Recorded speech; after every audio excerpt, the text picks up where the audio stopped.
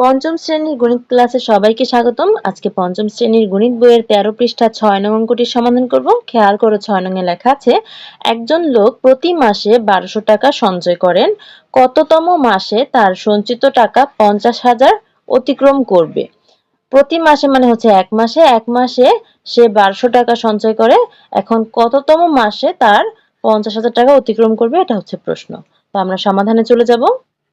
আমরা এইভাবে সাজিয়ে লিখতে পারি, 1200 টাকা সঞ্চয় করে এক মাসে।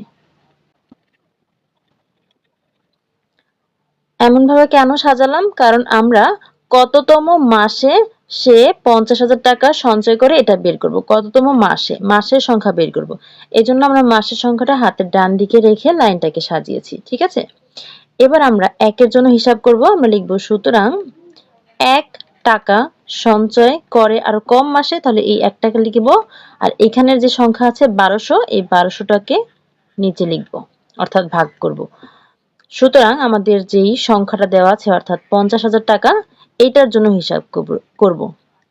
50,000 টাকা সঞ্চয় করে, তাহলে আরো বেশি হবে, তাহলে 1 গুণ 50,000 ভাগ হচ্ছে 1200 মাসে।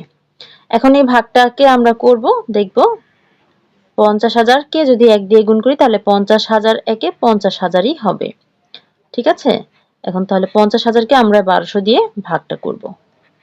1200। এখন দেখো এটাকে চারটা সংখ্যা, এখান থেকে যদি আমরা চারটা সংখ্যা নিই তাহলে কত হয়? 5,000। 5,000 এর মধ্যে 1200 কয়বার যায় দেখো তো?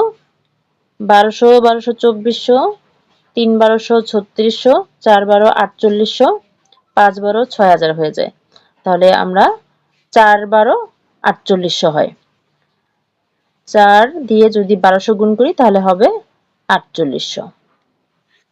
বিয়োগ করলে কত হবে? 0 0 2, 200, আর উপরের এই শূন্যটাকে নামিয়ে নিয়ে আসলাম, কত হলো? 200, সরি 2000। 2000 এর মধ্যে 1200 কয়বার যায়? একবার। 1200 একে 1200, 0 0। এবার বিয়োগ করলে এখানে 0, এখানে 0, আর এখানে কত? 8, 800। আর কিন্তু কোনো সংখ্যা নেই। তাহলে ভাগফল হচ্ছে 41 আর ভাগশেষ হচ্ছে 800। এটা আমরা লিখব। ভাগশেষ 800 মানে কি বুঝছো? মানে হচ্ছে সে 41 মাসে টাকা জমানোর পরেও আরো 800 টাকা অবশিষ্ট থেকে যাবে 50,000 টাকা হতে হলে। যেহেতু 50,000 কে আমরা ভাগ করেই কিন্তু 50,000 কে আমরা কিন্তু ভাগ করে 41 পেয়েছি, আর 800 অবশিষ্ট রয়েছে, অর্থাৎ আরো 800 টাকা অবশিষ্ট থেকে যাবে। তার মানে 50,000 টাকা সঞ্চয় করতে গেলে তাকে আরো এক মাসের সঞ্চয়ে কিছু করতে হবে, তাই না?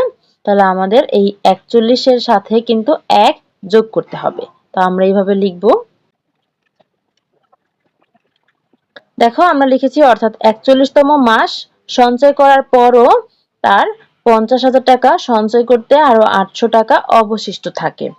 সুতরাং তার 41তম মাসের পর আরো এক মাস যোগ করতে হবে, অর্থাৎ 41 যোগ 1 সমান 42তম মাসে 50,000 টাকা কি করবে? অতিক্রম করবে। তাহলে উত্তর হচ্ছে 42তম মাসে। আমরা উত্তরটা পেয়ে গেছি। আশা করি বুঝতে পেরেছো অঙ্কটা। আল্লাহ হাফেজ।